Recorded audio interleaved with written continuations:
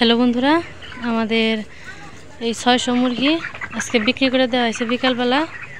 তো এখন আসছে মুরগি নিতে।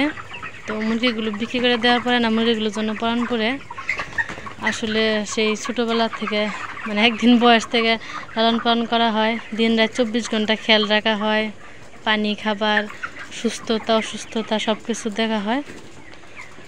তো যাই হোক, এগুলো কাঁচামাল, এগুলো আমাদের ব্যবসা, পরাণ পড়লেও কোনো লাভ নাই, কারণ রাখার মতো এগুলো পরিস্থিতিও নাই আর আমাদের অবস্থাও নাই। তো খুব ইমার্জেন্সিভাবে এবার মুরগিগুলো বিক্রি করা হইতেছে বিভিন্ন কারণবশত। যাই হোক, আপনাদের অবশ্যই খুলে বলবো। তো আজকে 120 টাকা করে ঢাকার গাড়িতে, মানে ঢাকার পাইকারদের কাছে 120 টাকা কেজি করে বিক্রি করে দেওয়া হয়ে গেছে। তো এইমাত্র গাড়ি আসলো, তখন মুরগিগুলোকে মেপে মেপে গাড়িতে লোড দেওয়া হবে। তো আজকে মুরগিগুলোর বয়স হচ্ছে 35 দিন। তো এমনিতে তো দেখা যায় যে 40 দিন প্লাস মুরগি পালন করা হয়, কিন্তু এবার একটু তাড়াতাড়ি বিক্রি করে দেওয়া হইতেছে। তো মুরগিগুলোর এবারে ওজন আসছে, এখন এমনিতে একটা করে তো মাপ হয়েছে। তো এখন মিটারে কাউন্ট করলে বোঝা যাবে, হয়তো এভারেজ 10টায় 1900, 1800, 2 কেজি এরকম হবে। মানে পাল্লায় তুললে আর কি 18 কেজি, 19 কেজি, 20 কেজি এরকম হতে পারে। তো যাই হোক, এখন দেখা যাক কি হয়, অবশ্যই আপনাদেরকে জানাবো আর বিস্তারিত সব কিছু অবশ্যই খুলে বলবো। তো সাথেই থাকুন। তো বন্ধুরা, সন্ধ্যা পর্যন্ত জানতাম না যে আজকে মুরগিগুলো বিক্রি করা হয়ে যাবে। তো সুস্থ জিনিস নিয়ে যুদ্ধ করা যায়, কিন্তু অসুস্থ জিনিস নিয়ে আসলে যুদ্ধ করা যায় না। তো আমাদের মুরগিগুলো একটা মারাত্মক রোগে আক্রান্ত হয়েছে। তো মুরগির সবচেয়ে বড় রোগ হচ্ছে রানীক্ষেত, আর তারপরে হচ্ছে গাম্বুরু। তো এই রোগটা আমাদের মুরগি রয়েছে। তো ওষুধ খাওয়ানোর কারণে পুরা মুরগি ছড়ায় নাই, তবে যে মুরগিগুলোকে গাম্বুরু ধরছিল সে মুরগিগুলো সবগুলো মারা গেছে, আর অনেকগুলো আক্রান্ত আছে। মানে শেষের 4-5 দিনে প্রায় 30-40-50টার মতো মুরগি মারা গেছে। তো এখন মুরগি হিসাব করার পরে বোঝা যাবে যে 600 মুরগির মধ্যে কতগুলো মুরগি মারা গেল।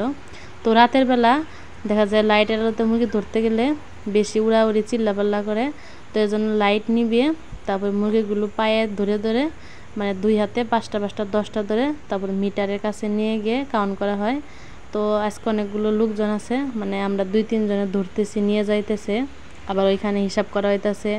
আবার গাড়ির সাথেও ওনারা 4-5 জন লোক আসছে, তো ওনারা সবাই মিলে হিসাব করতেছে। তো বন্ধুরা, এমনিতে তো আমাদের মুরগিগুলো এলাকাতেই সেল দেওয়া হয় এক এক পাইকারের কাছে। তো এবার প্রথম অসুস্থতার জন্য এই মুরগিগুলো একবারে একদিনেই বড় গাড়িতে সেল করে দেওয়া হলো। যাই হোক, মুরগিগুলো এমনভাবে আজকে ধরা হয়েছে, পায়ে ধরে হয়েছে, চিল্লাচিল্লি শুরু করছিল, খুব মায়াই লাগছে। আবার ডেলায় ডেলায় দেখি যে গাড়িতে তুলতেছে। এগুলাই যে এখন তোলা হলো গাড়িতে, এগুলা সারা রাত গাড়িতেই থাকবে। সকালবেলা এগুলা দোকানে দোকানে হয়তো কীভাবে সেল দিবে জানি না, মানে খাবার খেতে খেতে আবার হয়তো বেলা 11টা-12টা বাজবে। তো হিসাবপত্র শেষ, মানে মুরগি কাউন্ট করে 1800, 1900, 1700, 2-1টা হয়তো 20-21-এর পাল্লা হয়েছে। তো হিসাব করে দেখা গেল যে 600 মুরগির মধ্যে 530টা মুরগি আছে, মানে 70টা মুরগি মারা গেছে। তো যাই হোক, এখন মুরগিগুলো রাখলে হয়তো সামনে আরো বড় ধরনের ক্ষতি হলেও হতে পারত। এখন ভগবান যা করে তাই মঙ্গল। তো বন্ধুরা, অসুস্থতার কারণে আর মুরগির বাজার তো খুবই খারাপ চলতেছে, মানে মাংসের বাজার খুবই খারাপ। তো আর অসুস্থতার কারণে মুরগির ওজনে অনেক ঘাটতি ঘটে। তো যার কারণে তো তাড়াহুড়া করে মুরগিগুলোকে বিক্রি করে দেওয়া। তো একদিকে গরম আর একদিকে অসুস্থতার কারণে মুরগির ওজন খুব ভালো আসে নাই, যার কারণে এলাকার পাইকারদের কাছে বিক্রি করা গেল না। তো ঢাকার গাড়িতে 120 টাকা করে আজকে মুরগিগুলো বিক্রি করে দেওয়া হয়েছে। তো হিসাবপত্র করে দেখা গেল, যদিও একুরেট হিসাব করা হয় নাই, তারপর অনুমান করে দেখা গেল যে এইবারও প্রায় 25,000 টাকার মতো লস। তো এত অসুস্থতা থাকলে তো মুরগি যদি মারা যায় তাহলে কিভাবে আসলে লাভ হবে?